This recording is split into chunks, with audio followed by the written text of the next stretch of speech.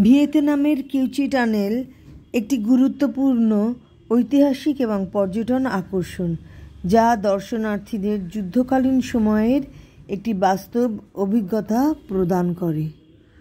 Viet গেরিলারা এই টানেলগুলো ব্যবহার করে বিভিন্ন কৌশল অবলম্বন করত।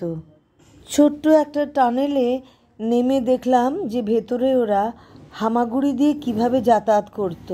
এটি শুধু একটি সামরিক ঘাঁটি ছিল না, বরং এটি ছিল একটি ভূগর্ভস্থ শহর, যেখানে হাসপাতাল, রান্নাঘর এবং অন্যান্য প্রয়োজনীয় সুযোগ সুবিধে ছিল। এই টানেল নেটওয়ার্কটি প্রায় 200 কিলোমিটারের বেশি বিস্তৃত ছিল। এটি ভিয়েতনামের হোচিমিন সিটি সাইগনের কাছে অবস্থিত।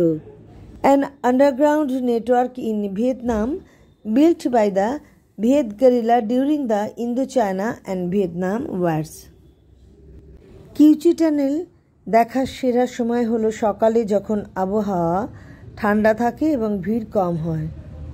সকাল 10টা থেকে 12টা পর্যন্ত পিক আওয়ার।